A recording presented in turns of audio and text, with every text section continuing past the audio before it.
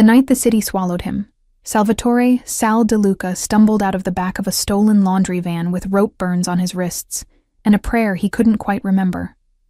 He hit the cracked asphalt behind Pier 46 with both palms, rolled, and kept rolling until the van's doors slammed and the muffled curses of the men inside tore down the wharf.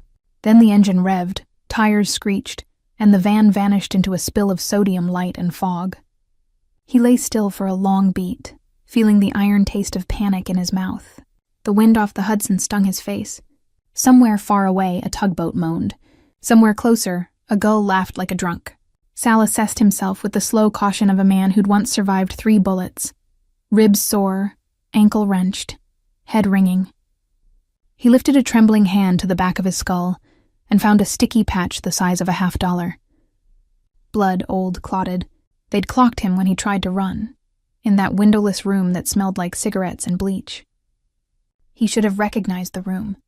He should have recognized everything. The particular brand of Russian cigarettes, the greasy sound of money being counted, the gravel and silk of Viktor Kozlov's voice. He knew those things in the way you know a song from childhood. You don't remember learning it, but your tongue knows every note. Yet when he tried to assemble the facts into a coherent picture, a dark fog rolled in. Names blurred. Faces shifted. Time slid sideways. He knew there was a sun. He knew there was a house with lemon trees on a terrace that wasn't supposed to grow them. He knew he was loved and feared and hunted. He knew that if he stopped moving, he'd die. He pushed up to his knees. A wave crashed inside his skull. The wharf tilted. He crouched, breathing slow, waiting for his insides to settle. Footsteps? No, just the slap of water and the growl of a truck on the avenue. He staggered to his feet and tested his weight on the bad ankle. It held barely. He needed to get off the river, blend, find, what, a name. The lemon trees. The sun. He walked. The night thinned as he traveled east, the fog peeling back to reveal the dull orange dome that hung permanently over Manhattan. He cut through the meatpacking, all glass boxes and shadows of the old city, and climbed the iron ribs of the High Line to cross the tracks. He came down again near 10th Avenue, following the low-bellied glow of a diner sign, Lucy's. The red neon buzzed gently against the window glass, and the vowel swam in the vapor, Lucy S. At the edge of his vision, a woman's silhouette moved between tables, a soft blur of blue and white. He pressed a palm to his ribs and tried the door. Warmth, coffee. The smell of griddle butter and syrup and something clean. Citrus, maybe, or a cheap lemon cleaner, sharp enough to scrape his sinuses. The booths were vinyl, green as a faded traffic light, and the counter had chrome edges someone polished like a religion. 2 cabbies talked in Spanish at the end. One woman in a blazer cried quietly over a plate of eggs, and a teenage couple split a strawberry milkshake through 2 straws like a joke from a different decade. The bell over the door acknowledged him with a bright ding that felt like it drilled straight into his skull. "Sit anywhere you like," the girl said. He knew she was a girl because of the voice, low, warm, professional, but kind. He could have told her a dozen things about herself from those 3 seconds. She walked fast, but not like she was running. She smiled with her eyes more than her mouth. She could convince the refrigerator to fix itself if she talked sweet enough. He turned toward her and realized he didn't know his own name. She was small and sturdy, all forearms and ponytail, the classic light blue uniform pressed within an inch of its life, white collar crisp, white sneakers a little scuffed. The name tag on her chest read Maya in tidy black letters. She balanced 2 plates on one arm like a magician, 1 stack of pancakes crowned in butter, 1 blue bowl with fruit glowing like jewels. She set them down at table 4 and turned back to him, and for a second, he felt anchored to the floor by the simple gravity of her attention. "You okay, sir?" she asked. The way you ask it when you mean it. "Yeah," he said. The word tasted unfamiliar. "Just coffee. Any booth you want. I'll bring it." She hesitated, eyes flicking to the side of his head where the drying blood darkened his hair at the nape. "We've got a first aid kit, too. In case you tangled with a door frame." He tried to smile and ended up with a grimace that looked like a confession. "Door frame 1. Thought so." She nodded toward the corner booth by the window. "That one's softest." He slid into the booth, focused on breathing, on keeping all the pieces of himself inside his skin. She arrived with coffee in a thick white mug, the kind that glowed around the rim where it met the light. Cream. Sugar? Black is fine. He reached for the cup and realized his hands were shaking. She didn't remark on it.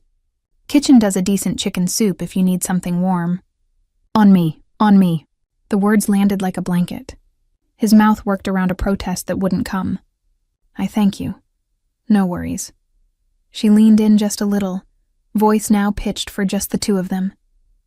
Name's Maya. You can level with me if you need help. This neighborhood's full of people pretending they don't. He wanted to tell her everything and nothing. He settled on, I'm looking for a place. A house. He frowned, chasing the memory. There's a terrace.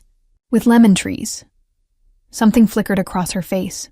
Concern, curiosity. She didn't press. Drink your coffee. I'll be right back. She was a comet then. Napkins, a glass of water, a tiny bowl of oranges for the crying woman, a joke for the cabbies, a refill at the counter.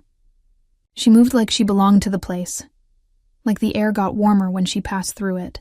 The bell on the door dinged twice more, and the cook shouted, Order up! And Sinatra crooned from a radio somewhere near the pie case about the city that never sleeps. The soup arrived steaming. He didn't know he was starving until the spoon was moving from bowl to mouth like someone else was doing it. Maya slid a small plastic packet across the table. Antiseptic wipe, she said casually. You've got a bit of a thing. She gestured vaguely at the back of her own head. And I'm not going to make you go to a hospital if you don't want to. But you should clean it. He took the wipe, the sting of alcohol a neat little lightning bolt.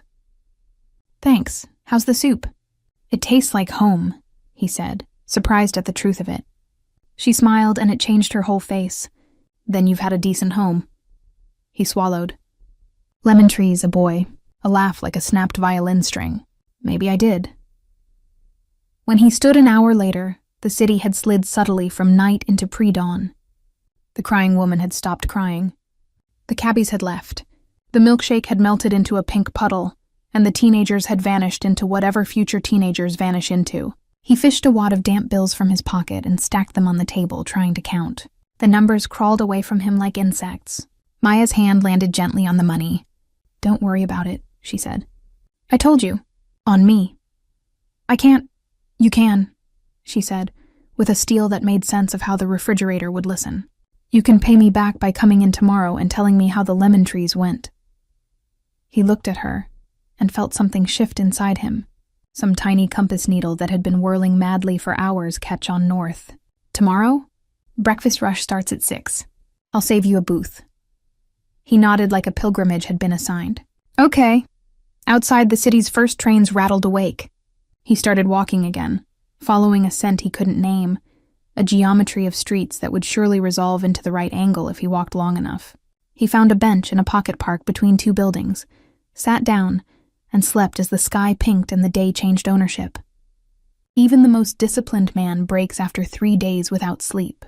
By the end of the third day, Dante DeLuca's pupils had narrowed into pinpoints, and his jaw ached from clenching.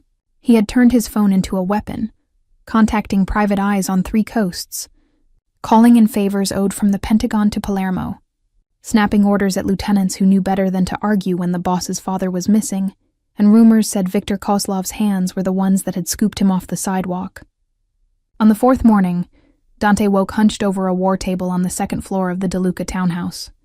A map of New York spread so wide the corners curled. His sister's voice moved through the room like a knife through silk. Drink, said Alessia, slapping an espresso on the map where Midtown should be. And eat this or I will call Nonna and tell her you've forgotten how. He blinked up at her. High cheekbones, black hair like a curtain, eyes that could kill a man or get him to donate a wing to a hospital depending on her mood. She wore grief like a private dress under the armor. He took the espresso and the biscotti she forced into his hand. We hit 3 of Kozlov's drop houses, Dante said, voice gravel. Empty. His men talk but they don't know. Or they know and they like their teeth. You need sleep. I need my father. Alessia's mouth tightened. So do I. She set a small stack of photographs on the table, security camera stills, timestamps stamped in cheap digital font. We ran the full grid, Midtown to Red Hook, nothing but... She slid the last photo closer. This one is from a West Side diner 2 nights ago. Lucy's. The camera faces the door. 2 a.m., dead hour. See anything? He leaned in. His heart stuttered, then stuttered again. The image was muddy, the quality cheap, but the silhouette in the corner booth had a posture he'd know at the edge of the world. The way Sal sat with one hand curled around a cup and the other worrying a napkin into a rope. The set of shoulders that had held Dante when he was 6 and his dog died, that had thrown a man into the East River when Dante was 21 and didn't listen. At the edge of the frame, a waitress in a blue dress leaned in, giving him a bowl. "He's alive," Dante said. The sentence cracked like ice. He felt the room reorient around it, furniture and air molecules taking orders from the words. "He's alive." "He was," Alessia said carefully. 42 hours ago. Lucy's. He tasted the word. "Where?" "Chelsea." She pointed south of their map espresso stain. "Corner lot, chrome, neon," I called. "Morning girl's name is Maya. Student. Pre-med, from what the manager said. Lives in a walk-up in Alphabet City. Works the graveyard to pay tuition." A student. A waitress. A stranger. Pouring soup for his father at 2 a.m. Dante held the photograph like it might sprout wings and fly. He could feel the edges of the world sharpening. "Get the car." Alessia watched him, something wary and fond in her gaze. "Dante, what?" "Don't go in there like a storm." He looked up, startled. She had always seen through him. "I'm not. You are. I love you, but you are. You go into rooms like you own the air and then wonder why everyone stops breathing." She pointed at the photograph with her chin. That girl gave him soup. If she did that for free, if she kept him safe, we are guests. "We're DeLucas," he said, a reflex as old as his bones. "We are guests," she repeated, softer but more dangerous. "I will haunt you if you scare her." He pocketed the photo. "I'll be the picture of charm." "You don't know what that looks like." He was already at the door. At 5:45 a.m., Lucy's hummed with the particular electricity of a place that had survived 3 owners, a flood, a mouse problem, and the consolidation of a dozen delivery apps into one faceless app that tried to choke it. Maya rode the hum like a current. She rewired the anxiety of unpaid tuition into efficiency. She turned her grief, small, private, old, into gentleness. She converted her fury at the city's indifference into stainless coffee pots that never ran dry. She had learned to move, so the regulars didn't notice when she slipped an extra egg onto a plate or swapped a kid's soda for milk because his teeth were already sugar glass. She had been poor long enough to understand that compassion was currency. The bell dinged. She looked up out of habit and stopped breathing. The man who walked in had the kind of presence that rearranged the air molecules. He wore a black suit with no tie and a black expression with no softness. His hair was cut close, jaw carved like a Roman coin, stubble the exact length that says, "I meant it." He was not tall so much as correctly scaled to the room. His eyes moved once, left to right, and in that sweep Maya saw him catalog the exits, count the heads, assess threat vectors. She smelled expensive cologne and rain. Behind him, a woman with the same eyes paused at the door, then peeled off toward the corner booth like she'd already decided which table would be best for defense. 2 other men remained outside, shadows with earpieces. Maya's first instinct was not fear. It was recognition, not of the man's face. She'd have remembered that, but of the world he brought with him. The city was a stack of maps that only sometimes overlapped. She had grown up on one of the maps where men like this were bedtime stories and cautionary tales. Don't take the money that pays too easily. Don't open the door to anyone at midnight who calls you dear. Don't look twice if 2 black SUVs park across the street from the bodega at dawn. She put on her best smile anyway. "Morning," she said as cheerfully as you can greet a thunderstorm. "Sit anywhere you like." His eyes landed on her name tag for a fraction of a second. "Maya," he said, like he was turning the syllables over in his mouth to test their weight. "Coffee?" "Of course." She poured before he sat, instinct telling her his patience lived on a tight fuse. He took the cup like it might bite him. The woman with him chose the corner booth, the same corner booth, slid in and took out a tablet. Her suit was charcoal. Her shoes were absurdly clean. She smiled at Maya with her mouth but not her eyes. "You served an older gentleman here 2 nights ago," the man said. No, please, no polite preamble. His voice was low, smooth, with that faint rasp that comes from saying too little and meaning too much. He set a photograph on the counter without looking away from her. Maya glanced down and felt her throat tighten. It was him, her doorframe fighter. Older than the photo made him look, with kind hands and a way of saying thank you like he was placing a coin in an offering dish. Fear crawled its way up the back of her neck, not of the man in front of her, but of the story the picture implied. Yes, she said carefully. He came in, late, he was hurt. Is he all right? The woman asked, and her voice was a shock, genuine concern wrapped in silk and armor. He had a cut on his head. Maya folded her hands to keep from fidgeting. She had learned a long time ago that answering only the question asked is not lying. He ate. He left. Did he say where he was going? The man asked. He was looking for a house, she said. With lemon trees? The woman made a small noise. The man blinked once, slow. Something raw crossed his face, so quickly Maya might have imagined it. That sounds like him, he said softly, almost to himself. Do you know him? Maya asked, because the script was tired and her curiosity ached. The man looked back at the photo, then up at her. The decision he made took 1/10 of a second and an entire lifetime. He's my father. Her breath hitched. Then he's safe, she said reflexively, as if the claim alone could make it true. He should be with you. He should, the man agreed. He extended a hand across the counter, surprisingly formal. Dante. She stared at his hand a beat longer than etiquette allowed, as if expecting it to close like a trap.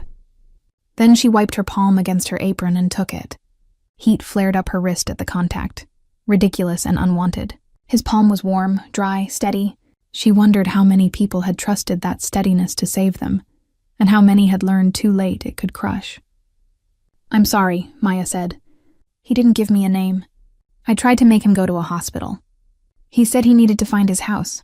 He has trouble, Dante said delicately. Some days the past sits better in his hands than the present, especially when he's stressed. Someone hit him, Maya said before she could talk herself out of it. Hard. He didn't want me to call anyone. He was scared. The woman stepped closer, lowering her voice. We believe he was taken. He escaped. Maya's eyes widened. Taken by who? The man and woman exchanged a look. In it was an old argument. The woman won. A rival, she said. A bad one. Maya looked down at the photo again. He'd had soup and asked if it tasted like home, and she'd told him it did, and he'd smiled at the bowl like it had told him a joke only he understood. Everything in her rebelled at the idea of him in a room that smelled like cigarettes and bleach. He said he'd come back, she offered. For breakfast. Dante's jaw worked. Did he? No. She realized it sounded like an accusation and softened. But that doesn't mean he won't. The bell dinged. The morning regulars started pushing in on a tide. Construction guys, a nurse, 2 dog walkers with 7 leashes braided around their wrists. Maya poured, plated, smiled, floated. Dante didn't sit. He became a column in the geography of the counter, still and unyielding, hands around his cup like it might tell his fortune if he held it long enough. His sister took the corner booth and started sending and receiving messages in silence, the air around her thrumming. At 7:06, the door dinged and the air changed. Maya felt it before she saw him. People make different kinds of silence. His was the narrowing of a funnel, the way a room concentrates when something fragile lands in the center. She turned, and there he was in the doorway. Sal, hair combed with his fingers, shirt from a charity bin, hands raw from a fight with rope. He looked smaller in the morning than he had at 2 a.m., as if the daylight scraped away some of whatever force had propelled him through the night. Hey, Maya said softly, stepping out from behind the counter like she was approaching a bird with a broken wing. Your booth's open.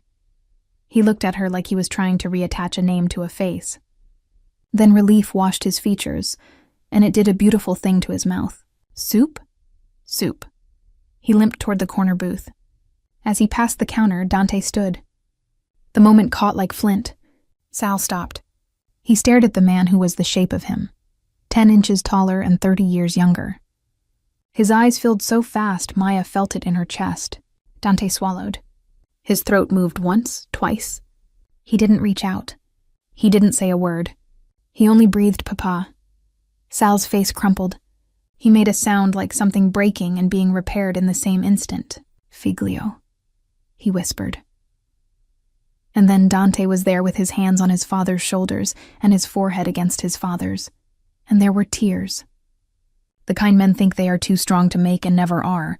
The diner went silent in that particular New York way that means we're not looking, but we're absolutely looking. The nurse at booth 2 turned away with a hand over her mouth. The cook called order, and then lowered his voice to a whisper. Maya's eyes stung. She backed up a step to give them space and nearly collided with Alessia, who had left the booth like she'd been pulled by a magnet. The sister reached past Maya to touch her father's cheek, and Sal pulled her close with the same hand Dante wasn't holding. They all stood there for a breath, a minute, a lifetime. When they finally sat, it was a tangle. Maya set soup in front of Sal without being asked, coffee in front of the other two, water they didn't touch. Dante held a napkin with the absent-minded ferocity of a man who might strangle the delicate linen if it looked at him wrong. "How did you get away?" he asked quietly. Sal's brow furrowed. "Door frame," he said, and Maya let out a surprised laugh that turned into a sob she swallowed. Dante looked at her, and she saw the edges of his mouth tilt. Not quite a smile, not. "We need a doctor," Alessia said. "A real one, not a diner one." "Hey," Maya objected, hand to heart. Rude. Alessia shot her a look that contained apology and threat in equal measure. "I'll have one meet us at the house." At the house. Lemon trees. Maya wondered if there was a real terrace, or if the trees lived only in Benadryl dreams. Sal spooned soup into his mouth with reverence, as if it were sacrament. Dante watched him eat like a man watching a bomb tick down. Maya refilled the coffee. She was not a person who fidgeted, but her fingers wouldn't stop finding work. Wipe. Stack. Fold. She noticed 3 things in the white noise of adrenaline. Dante didn't sweeten his coffee. Alessia stirred hers without drinking. Sal blew carefully on each spoonful like he had once taught a small boy to do. Then the bell dinged again, and the air changed a second time. 2 men in denim jackets with clean nails and dirty eyes slid onto stools at the far end of the counter. They ordered coffee in voices that didn't care what it tasted like. They did not look at the DeLucas. They did not look away from them. The taller one had a tattoo behind his left ear, a small black rook. Maya made their coffee. She delivered it. She smiled her neutral smile. Then she angled herself, so the reflection in the pie case showed her Dante's face as he saw them. No expression, but something in him had folded a knife open and clicked it locked. Alessia's phone vibrated. She glanced down, thumbed a message, and her expression didn't change at all, which told Maya it had changed a lot inside. She stood. "We should go," she said softly. "I haven't finished," Sal protested, chin tipped stubborn like a boy. "Bring it," Maya said, already reaching for a to-go lid. "It'll taste like home in the car." Sal brightened like a child invited to a secret. Dante's eyes flicked to Maya. "Thank you." She pretended not to see it. The rook tattoo lifted his cup, sipped, grimaced. "Coffee's burnt," he announced to the room. "Then don't drink it," Maya said sweetly. The words were like lacquer, shiny, thin, poisonous. He grinned. "Hey, sweetheart. You got a minute to talk? Manager things." "I'm the manager this hour," she lied. "What's up?" "Health code stuff." He leaned in, breath sour with peppermint, like he believed it canceled other smells. "Back room." "Nope," she said cheerfully, loud enough for the cook to hear. "Right here is fine. Or better, out there." She jutted her chin toward the door. "We do our health code in the sunshine." A muscle in his jaw jumped. He stood and placed a slow $5 bill on the counter, sliding it back and forth with one finger. "A service tip," he said. "Be careful who you give free soup to." Maya's heart hiccuped. He hadn't been here 2 nights ago. Someone had told him. Her eyes flicked to Dante. He didn't move, but something in the molecules around him did. The rook leaned closer. "You never know who might choke." "Kitchen's closed," the cook barked suddenly, emerging from the pass with a cleaver he did not need, and a look that said he'd carved more than brisket.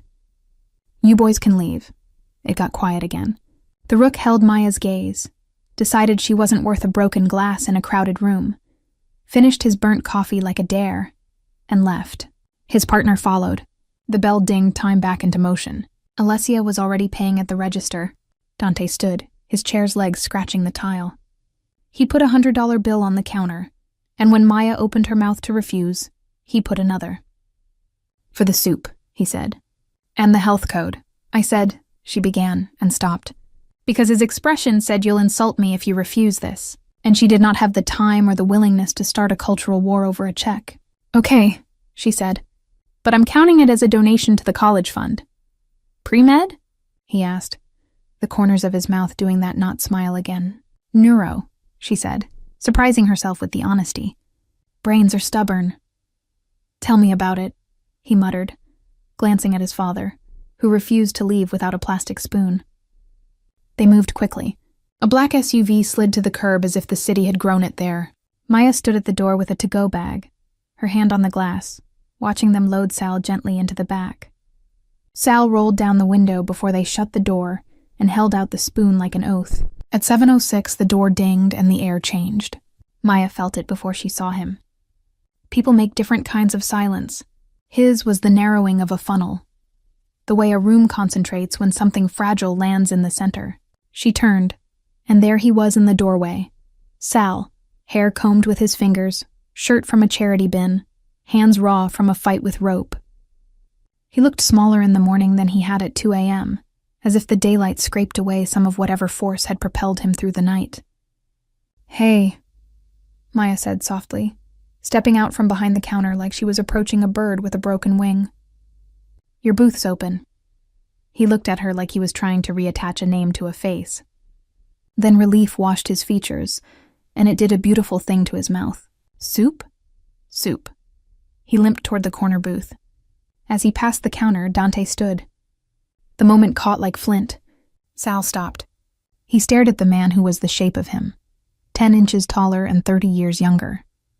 His eyes filled so fast Maya felt it in her chest. Dante swallowed. His throat moved once, twice. He didn't reach out. He didn't say a word. He only breathed Papa. Sal's face crumpled.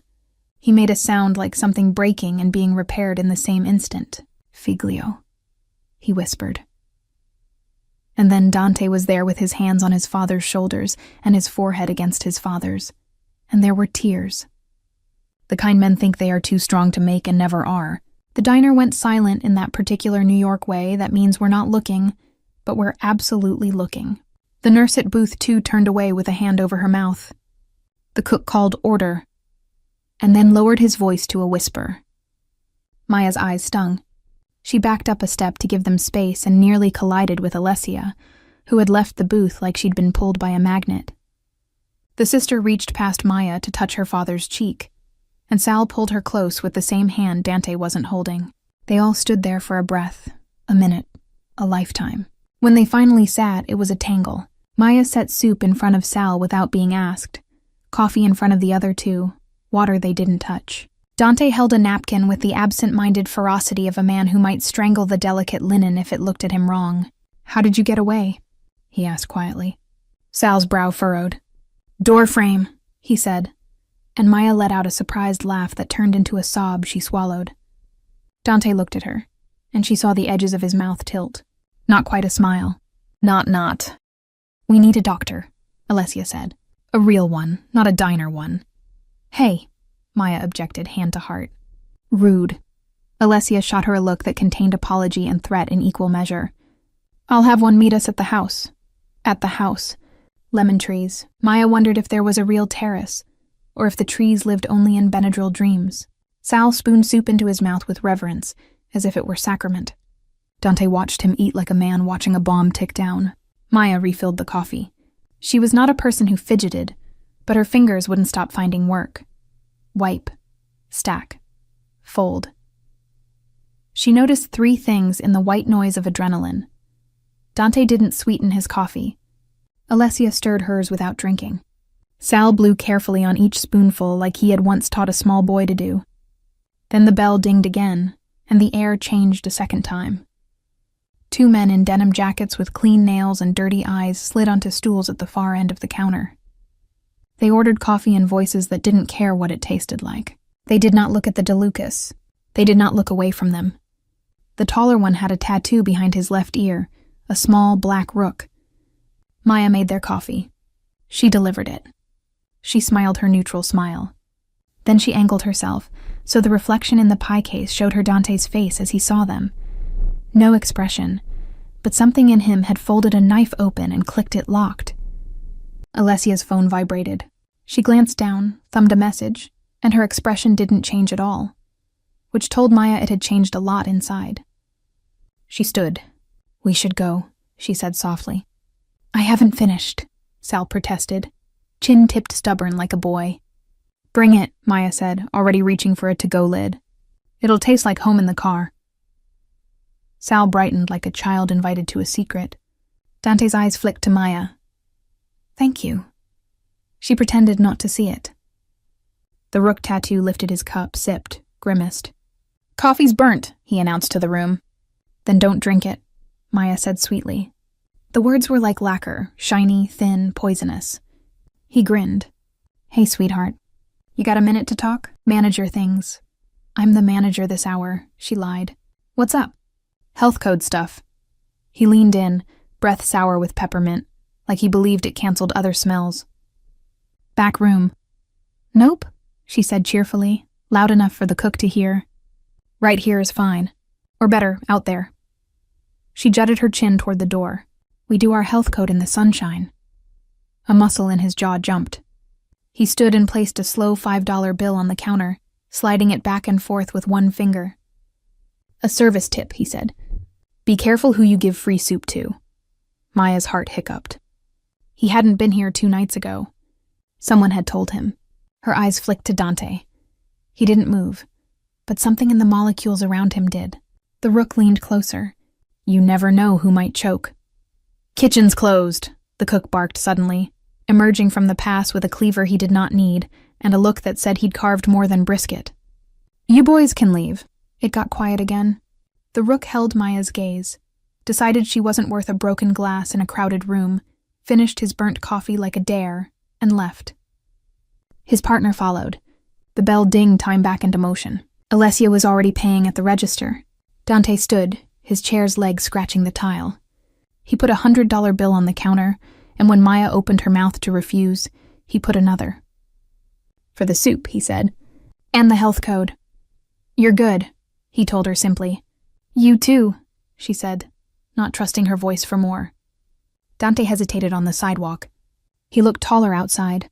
The morning light put copper threads in his dark hair. He slid a card across the doorframe. Black. Raised letters. Not a business so much as a boundary. "D. DeLuca and a number. I'll have someone watch the block," he said quietly, without threat. "Just in case." "In case of what?" she asked, even though she knew. Because questions have power, in case someone takes health code too seriously. She tucked the card into her apron without looking. "I can take care of myself." "I don't doubt it." He paused, and in the pause lived all the things you don't say to a stranger you owe your life to.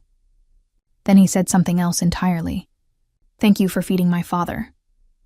"He paid me in stories," she said. "You owe me nothing." He considered that, nodded like the math checked out, and slid into the car. The SUV merged into morning. Maya stood in the doorway a long time after the taillights vanished, the card warming against her hip, the bell's ding settling back into the soundscape of eggs and Sinatra, and orders up. She counted the cash in the till, and set aside the 200s for the emergency scholarships fund she and the cook kept in an old coffee can under the sink. Then she took down a clean mug, poured fresh coffee, and pretended the slight tremble in her hand was from caffeine. The DeLuca terrace did in fact grow lemons. They grew in terracotta pots the size of bathtubs, lining a balustrade that looked down on a patch of the West Village that still remembered poets. The smell of them, clean, astringent, a little dangerous, cut through the chemical vanilla of the antiseptic as Dr. Verratti checked Sal's pupils and pronounced the concussion mild. The stitches unnecessary, the rest a matter of calm he knew this family did not own. "Memory will return like a shy cat," Verratti said, patting Sal's shoulder with a hand that had been steady through 3 generations of DeLuca emergencies. Approach sideways. Don't call it by name. Can we keep him safe? Dante asked. A man who'd learned that safety is a currency with no fixed exchange rate. You can try, Verratti said. Don't let him wander. Keep the house quiet. No newspapers. No television. No talk of... He glanced at Alessia, at Dante, at the world that lived under their skin. Business, they tried. They failed a little. They tried again. Sal slept on a chaise under a lemon tree and woke with a start at 3:30, insisting he had to meet Carmine at the docks. Alessia sat with him and knitted a scarf in August, because the motion calmed her. Dante paced like a caged thing and gave orders to ghosts under his breath. When Sal asked for soup, the kitchen sent up 3 kinds, and none of them tasted like Lucy's, because a diner's soup is not a recipe. It's a place. On the second evening, as the sky turned a tired, bruised peach and an ambulance somewhere sang a city lullaby, Dante found himself leaning on the terrace rail, phone cold against his palm, card warm in his pocket. He wasn't a man who called strangers. He wasn't a man who asked for help. He had built an empire on the sacred belief that asking made you weak, and offering made you dead. But his father had asked for soup, and a girl with a ponytail and a voice made of cloth napkins had given it, and the map had shifted. He dialed. Lucy's Diner, this is Maya, came the voice, higher now, buoyed by evening rush. It's Dante, he said, and realized he had no title for himself that wasn't a threat. From the morning. Oh, she said, and he could hear her smile over the line, could map the way it must hunch one shoulder up a little, tuck the corner of her mouth like a secret. Hi. He asked for your soup, Dante said, feeling absurd. And he doesn't like any of ours. Of course he doesn't, Maya said, like men refusing soup was a language she had fluency in. Yours probably tastes like money. He laughed before he could stop himself. It came out rusty, like something from childhood. Would you? He stopped. Begging had a taste too, iron and salt. He swallowed it. Could I buy a gallon? You can have 2, she said promptly, then caught herself. I mean, the owner will charge you because capitalism is a scam, but yes. When do you need it? Now, he said, and then softer. Please. Give me 30 minutes, she said. I'll bring it. You don't have to, I know, she said gently and hung up. 32 minutes later, the bell rang downstairs, and Dante pulled open the front door to find Maya on his stoop with 2 insulated bags and a smile that made the old townhouse brighter. She looked smaller out of the uniform, in a faded denim jacket and black jeans, hair twisted into a messy knot. Her sneakers were still white somehow. She smelled faintly of lemons and grease pencil. You live here? She asked, tipping her head back to take in the facade, the ironwork, the way the house seemed to listen. For the moment, he said, stepping aside. Come in. Do I need to sign an NDA? Do you want to? Not really. Then no. She walked into the foyer like she belonged to herself. He led her upstairs to the terrace, where Sal sat with a blanket on his knees and a lemon in his hand like an orb. He looked up as they came out, and a smile cracked his face. Soup girl, he said warmly. Maya, she corrected, even as her cheeks colored. You can call me Maya. Maya, he tried, tasting it. Like a lullaby. She set the bags down and began unpacking. 2 quarts of chicken noodle, 1 lentil, 1 tomato basil, garlic bread wrapped in foil, a small container of parm, because dignity is parm. She moved naturally in other people's space, a borrowed grace of those who have always set tables they don't eat at. Dante watched his father watch her, a softness he hadn't seen in Sal in months. Your trees are real, she said, delighted, as if the city had done something decent and she didn't want to scare it away. Imported from Sorrento, Sal said proudly, memory apparently filing that fact under things not to lose. Smuggled like contraband. Smuggled lemons, Maya said. That feels illegal in a cute way. Nothing about us is cute, Dante muttered. She shot him a look over her shoulder, and he felt, absurdly, like he'd been scolded by the good part of the world. They ate. The soup did in fact taste like home. Sal made a happy noise over the chicken noodle that made Dante's throat ache. Alessia came up midway, took one look at the scene, the girl, the soup, the lemon, and arched an eyebrow so eloquent Dante considered taking a picture. After, Maya collected the bowls, ignoring protests. "I'll run these back tomorrow," she said. "You can reimburse me with, parking, because finding a spot on this block took 10 years off my life." "I'll send someone to carry your car," Dante said, before he could stop himself. "Please don't," she said. "It's a Civic. It's been through enough." The sun slid away. The city clicked on its night jewelry, string lights over a backyard, windows blinking into constellations, sirens painting alley walls red blue, red blue. Maya put the empty containers back in the bag and lingered like someone who doesn't want to admit she cares. Dante stood like a man on the edge of a cliff, pretending it's a sidewalk. "Thank you," he said finally, "for all of it." "You're welcome," she said. "But I didn't do it for you." "I know," he said, and felt something in him loosen. "I think that's why it matters." She studied him for a second that felt like judgment and curiosity braided together. "You look less scary on a terrace." "You look exactly like yourself," he said, which was neither flirtation nor insult, and somehow both. "Is that good?" "It's honest." She nodded like she'd file that somewhere she kept her gentle things. "Would you—" he began, then stopped. He'd been running this city since he could legally buy bourbon. He'd never once felt out of language.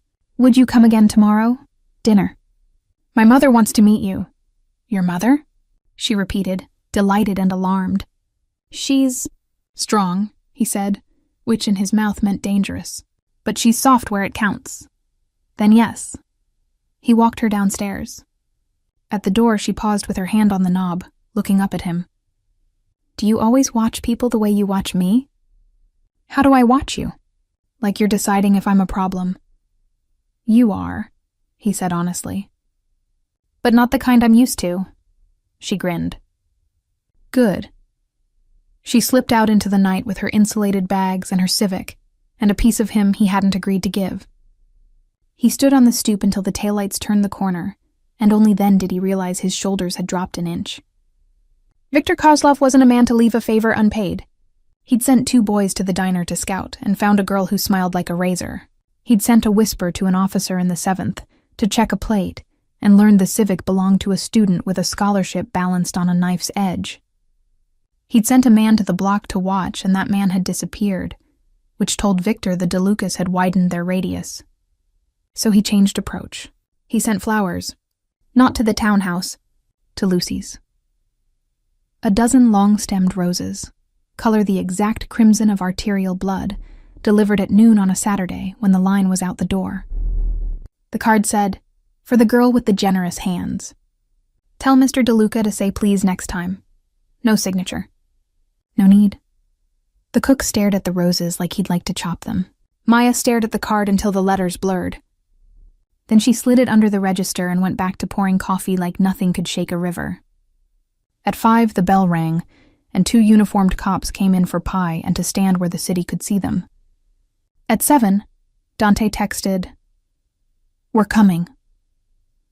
At 8, the bell rang again, and the room hushed at the sight of a woman who had crossed entire oceans without wetting the hem of her dress. Gianna DeLuca wore black like a uniform, and pearls like they remembered her neck from another life. Her hair was silver, her eyes were winter sunlight, and when she smiled at Maya, the whole diner exhaled. "You are the girl who feeds my men," Gianna said, as if reporting a miracle. "I feed everybody," Maya said, hands suddenly shy. "Some are harder to feed than others." Gianna glanced at her son, who had the decency to look briefly chastised. "I am told you saved my Sal." "He saved himself," Maya said. "I just heated soup." "Anyone can heat," Gianna said. "You warmed." She took Maya's hands in both of hers. Her palms were soft from creams and hard from life. "You are welcome in my house." "That's a lot," Maya said, because she'd learned to meet grandeur with humor. "Thank you." They ate at the corner booth. Chicken parm for Gianna, who pronounced it almost as good as hers, which was like being knighted. A burger rare for Dante. A salad for Alessia that she prodded like it had done something wrong. The roses watched from the end of the counter like a threat. Gianna asked Maya questions with the intensity of a searchlight and the ease of a grandmother. Where did she study? Hunter. What did she study? Neuroscience. What did she love about it? That the brain could save itself if you gave it a story to hold on to. Dante listened, something like wonder cracking his hard cup. He had dated models and lawyers and women whose perfume you could smell from a floor away. He had never sat in a diner under a neon sign and listened to a girl talk about synapses like they were choreography. When the check came, Gianna paid with cash and slipped an extra bill into the coffee can under the sink while pretending to wash her hands. Maya pretended not to see it to preserve everyone's dignity. Outside under the neon, Dante lingered. The neighborhood hummed, a saxophone crying from a second-floor window, a couple arguing in French, the laundromat throwing light into the street like a party. He leaned against the brick and watched Maya tie the garbage bag and drag it toward the curb. "You don't have to do that," he said, "because useless sentences sometimes jump fences." "Neither do you," she said. "But here we are." He took the bag from her hand anyway. Their fingers brushed, static blooming. He swallowed. She pretended she didn't feel it. "I got flowers today," she said almost casually. "What kind?" "The kind that bleed." She described the card without taking it out. He listened without interrupting. His face did not change. His shoulders did. "I'm not stupid," she said. "I know who they're from." A slow-burning fury rose off him like heat from a hood. "I'll take care of it." "Don't kill anyone over roses," she said lightly, because the alternative was terror. "It makes the papers." "Over you," he said, and the words came out before the logic could drag them back. "I'll kill anyone I need to." She looked up at him, startled and unstartled. "That's not romantic. It's not meant to be," he said. "It's a fact." She nodded once. Facts she could file.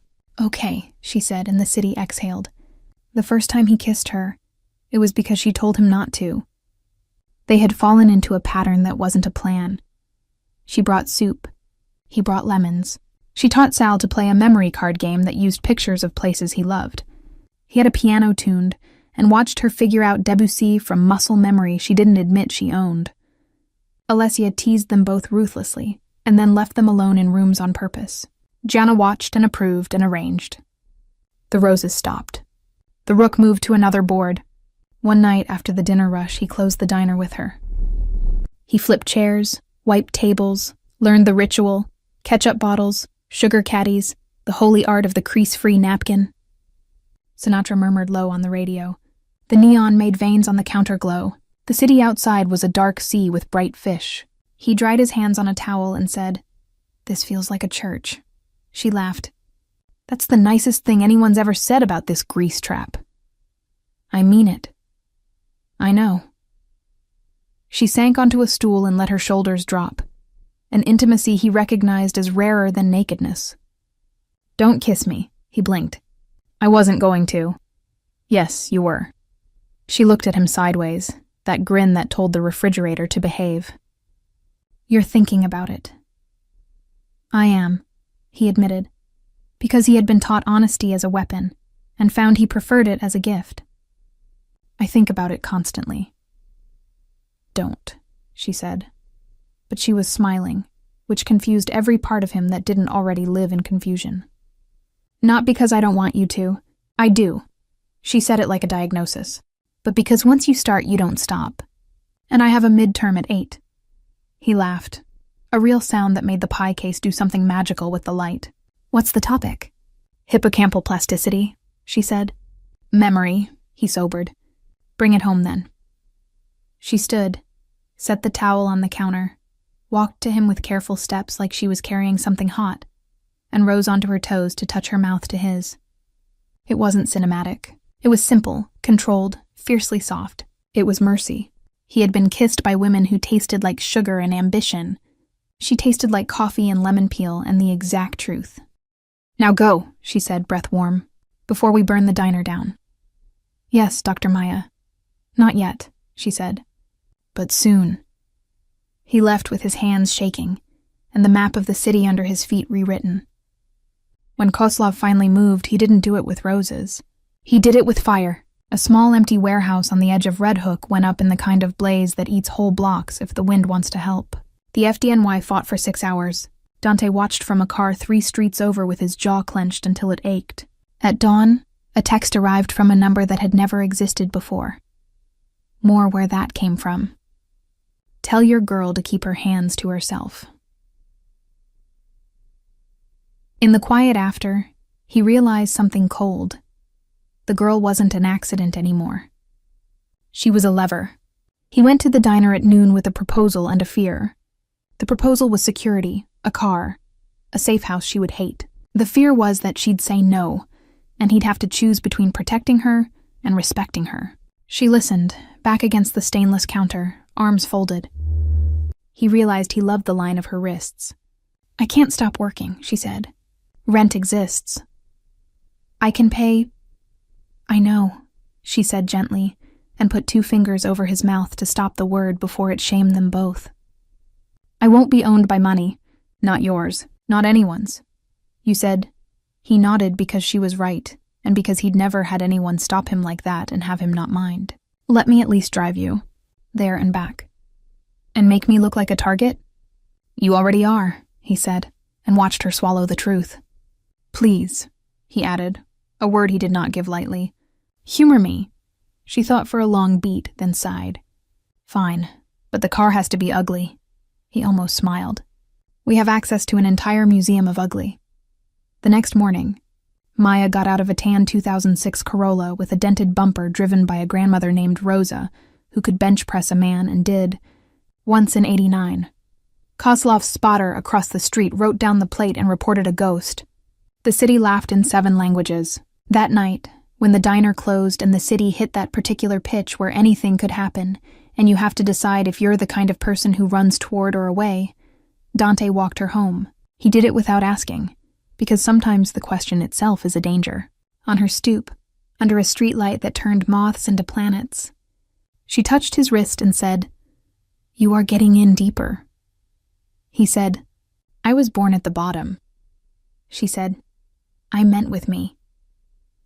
He said nothing, because the word yes felt like stepping off something high. Don't save me, she said, and then, softer, save with me. He rested his forehead against hers, the city a blur smell of hot trash and jasmine, and said, Okay. The end, when it came quickly, like good endings do, snapping tight what had been loose, closing the door the city kept opening. A tip whispered to Alessia led to a safe house in Long Island City with a view of a bridge that made it easier to lie about being safe. Inside, 3 of Kozlov's men packed to run, and 1 talked because his teeth liked their current configuration. A phone on the table pinged with an address and a time.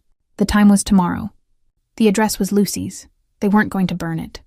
They were going to walk in at breakfast and turn it into a message. Dante went cold and then very hot and then very still. He made 2 calls. One to a cop who was not a cop, and one to a man who owed him a war from Palermo. Then he sat on the floor of the townhouse hallway with his back to the wainscoting and his head in his hands, and remembered his father's hand on his head when he was 6, and the dog died. He stood up and did what his father had taught him, made a list and broke it into jobs. At 5:30 a.m., the block around Lucy's became incidentally the safest block in Manhattan. Delivery trucks stalled at the corner. A bus broke down in front of the fire hydrant. A cab got a flat. 2 old men played chess very slowly on the sidewalk where the rook would need to pass. Inside the diner, Maya poured coffee for regulars she had texted at 3 a.m. to come early. Please, first cup on me. They came because they loved her, and because the city works when people say yes to each other. At 6:02, 3 men in clean denim with dirty eyes turned the corner and ran into a city that had rearranged itself a degree. They pushed through the door. The bell dinged like a laugh. They took 3 steps and stopped because there were 8 cops at the counter and none of them were cops. The one with the rook tattoo smiled at Maya, slow. Morning, sweetheart. She smiled back with her teeth, slow. We're out of roses. Dante stepped from the bathroom like a trick of light and stood between the men and the girl, hands empty and palms up like a man negotiating, and not like a man who had already placed snipers on 2 roofs. You came for breakfast, he said. Let me feed you. They didn't leave in cuffs because cuffs make headlines. They left in cars that were not theirs, thinking they had made choices. Sometimes violence is a straight line. Sometimes it is a field of magnets and you move a piece here and the whole board hums.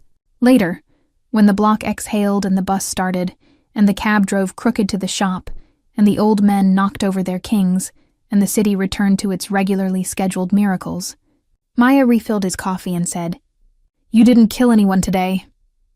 He said, "Not today." She nodded, accepting a ledger that would never balance in public. "Come tonight," she said. "I want you to hear something."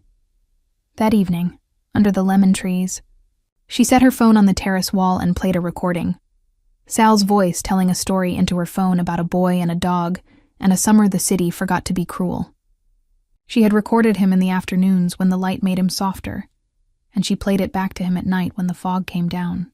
The brain could save itself if you gave it a story to hold on to.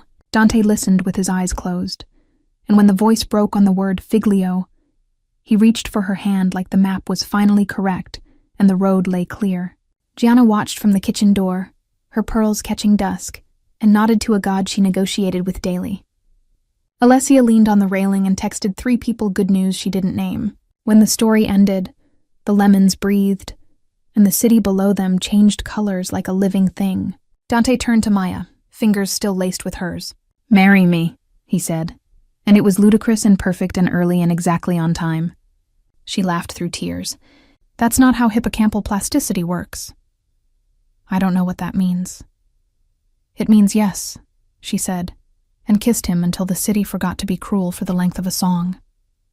The terrace hummed. The lemon trees listened. Somewhere downtown, a tugboat moaned like a blessing, and in a little diner under a neon sign that buzzed Lucy S. when it got tired, a cook turned off the radio and locked the door and set tomorrow's soup to simmer, because some loves are fed, and some empires are undone by a spoon.